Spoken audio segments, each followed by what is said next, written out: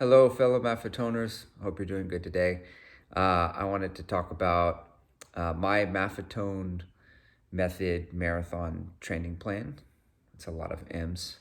Um, the reason I say my is that there is no specific Maffetone method training plan. You know, when you buy a book, you could buy a lot of books, whether it's a Hanson's book, they come with training plans, one for beginners, one for intermediate or advanced, elite, sub-elite, whatever, and it's very specific. It usually follows an 80-20 plan. But with the Maffetone, in the big book of endurance training and racing, there is no cut plan for you there. Everything is prescribed. It's more like a choose your own adventure, which is great. And so I'm going to go into mine specifically so you can get kind of an idea of what that looks like, because there are some parameters that are suggested. But before that, I want to talk about the concept of periodization, because the training block should follow a block of aerobic base building. And I know aerobic base building, build your aerobic base, is a buzz phrase. Maybe there's a lot of different interpretations and meanings on the internet for that. So if you Google it, it may be like, well, yeah, I built my aerobic base for 2 weeks, and then I went into a race, and then I recovered, and then I built my aerobic base for another 2 weeks before I set my next training plan. And really, in the Maffetone method, you want to set aside a season. So if you live up north, you could start in the winter, or if you already did your big race, you could do it in November, December, January, February, and run strictly in your MAF range. You're using the 180 formula, without doing CrossFit, without doing speed work, without stressing your body. Just rinse, repeat, eat, get out, go for a run, take it easy, and build your aerobic base. We could go off in detail of what that is, but that's not what this vlog's about. So I'm going to stick to my marathon training plan. So to start it, once say we're exiting that aerobic base building period, I want to know where my fitness level is at. So I run an all-out mile at the track. And there's two different ways. If you Google how to determine your marathon pace, or what pace you should run, one of the things that comes out is to run an all-out mile without puking your guts out, and seeing what you get, converting that time into seconds. So like say it was a 6-minute mile, convert it to 360 seconds, multiply that times 1.3, then divide by 60, and then you get your, in minutes and seconds, how fast your marathon pace would be. You could also take what your time was, say 6 minutes, and Google it and plug it into a Jack Daniel's VDOT calculator, and that will give you race equivalencies. So you would know what you were supposed to run at a 5K, 10K, 15K, half marathon, marathon. And it also will suggest training paces that kind of knows like where you're at. So going into, let's say, an 18-week plan, I would build, and what I do is build the mileage week to week for 3 weeks, and then have a cutback week. And in that cutback week, I do a race. So it might be 50 miles, 55 miles, 60 miles. Then in the 4th week, say that's 45 miles, but at the very end, there's a 5K race that I've signed up for locally. If I don't have a lot of money, I can just go run a 5K at the track. Either way, I'm a park run. So then I return back to 55 miles, 60 miles, 65 miles, and then a cutback week, bring it back down to, say, 48 miles or something like that. At the very end, which we do a 10K, and that progresses. We return back, we go wherever we're at, 60 miles, 65 miles, 70 miles, and then a cutback week, maybe to 50, or you can even, in this particular block, scale it way back still to 40 or 42 or 45, and 13.1 of which is a half marathon. And that's the longest distance of a race that it would be running, and it would be far away enough from the race. It's a tune-up race, right? So it's not a peak race, but that one takes about a week to recover from anyway, but you're returning back to say 65, 70, 75. And then I cut it back to about 50, but then on the end of it is a 15K race. Because the 15K race for me is a threshold type of run where I'm trying to get in under an hour.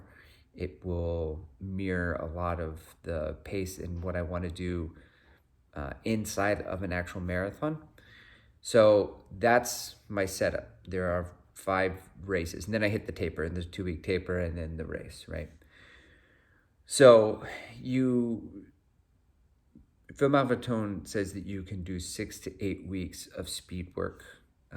In this, you could just do an 80-20 cut out from a book. If that's what you want to do, you use 3 to 5. He doesn't recommend going over 6 to 8 weeks of speed work. You don't need that much to get the anaerobic benefit, or the aerobic benefit of anaerobic work. But for me, you can sprinkle in a little bit more work, which I've done a little bit here and there, and I'll get to that in just a second.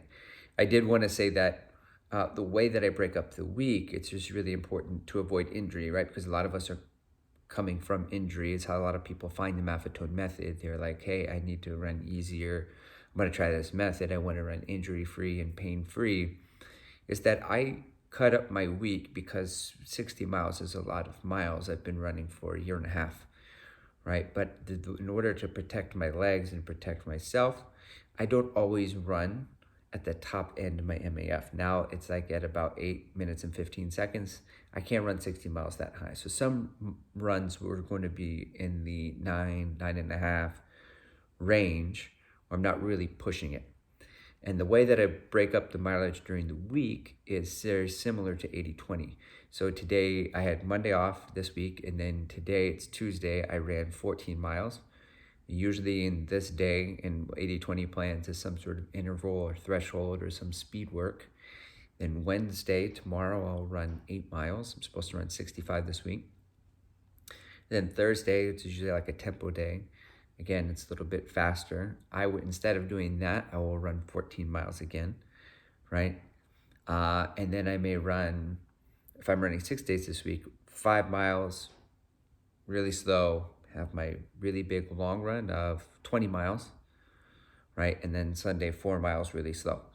So these days in between, I'm taking it really easy, and I still have my 14, and my 20, right? I still have like these bigger days where I'm putting my body through a little bit more, right? And then as I increase the mileage the next week, I'm a lot of times just adding a mile to each day, right? But kind of keeping the same structure. And I also go with the flow. So if I wake up and I'm going to run, and I've rolled out, but my soleus and my calves are still maybe a little bit sore, like I can ease off and I can go a lot slower. There's nothing that says I have to run on the very top end of my MAF, right? And so I definitely recommend listening to your body as always, which is a hard thing to do, but without there being a set plan, you really have that permission, and the autonomy to make that decision. So that's sort of the weekly breakdown of the no speed work, but just how I handle the mileage, either in aerobic base building periods or even inside of a marathon training plan. Now, lastly, I will talk about when I implement other speed work. What is the purpose of that? Why do I do it? And what benefits do I get? So this also mirrors other 80-20 plans. They'll suggest long runs where on the back end of the long run, when you're already on tired legs, that's when you do some sort of threshold off on fartlek type work. So what's great is that if you like fartlek work, then you can do fartlek work. It's what you like to do. If you like a 6 by 1 mile threshold type of run, then you can do that if that's what you like. So I'd like to put it into the long run because it's going to mirror and mimic race day conditions. And I'm a big fan of doing that and practicing with the gels and the water and what it's going to be like, because it removes some of the anxiety. I have not run a marathon. I have not run a whole long time, for a real long time. So it's the stress component of the Maffetone method, which is this whole thing, right? If I can reduce that stress, then I want to do that and kind of know what it's like and know that I can do this on my runs. So another thing that I do is a check-in. So I still do MAF tests once a month while I'm still in my training, kind of checking my progress. If my MAF test is regressing, then I'm maybe overtraining. So I know I need to ease up and I'm going a little too hard. Another thing is that if my MAF test shows that I'm progressing, maybe I started my when I started my training, I was like an 8:45, and now it's been a couple of months of training, and now I'm at an 8:15 for my MAF test. And I don't know what that equates to, but if my slow has gotten faster, then my tempo has gotten faster, then my threshold's gotten faster, my all-out miles probably gotten faster, and I just need to know what I should run the marathon at and what that pace looks like. So for me, if I'm doing a day where I'm only running 5 miles or 6 miles on more of an easy day, then I'll do a warm-up, and then I'll do 3 miles at tempo, and then one of those is at maybe my MAF plus 15, my MAF plus 20, my MAF plus like 23 or 24 or something, right? So basically low end zone 3, mid zone 3, high zone 3, and I'll write down the paces. Okay, this is, on this particular day, this is kind of where my marathon paces exist. I'm going to run in this area. I know my heart rate will be elevated for race day, right? So I can at least run on the lower end of it.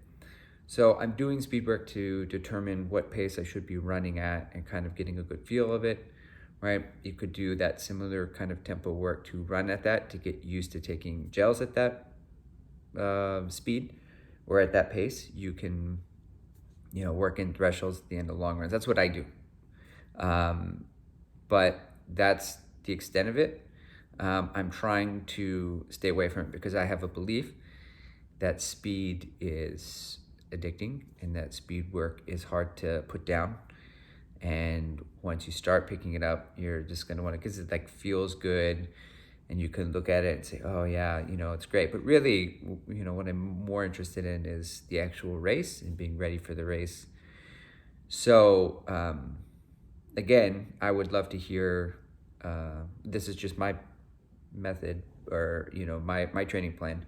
It's the Maffetone method. It's not my method, right? But it's shapeable, and if you've trained for a marathon using the Maffetone method, I would love to hear what kind of 80-20 work you did, or if you incorporated more speed work than the races, or if you did any speed work at all. Some people don't do any speed work. They go into the races and they still crush PRs, and because their endurance is getting better. He said for the most people, you don't even really need that much speed work. You really can get it all out of the races. So I'm trying to stick to that more than anything before I return and revert back to an aerobic-based building period. Hope that all made sense. Leave a comment below and hit like and subscribe if you haven't already. I appreciate it, as I'm just starting this channel and trying to grow it and charting my journey along the Maffetone method. Thanks a lot, guys.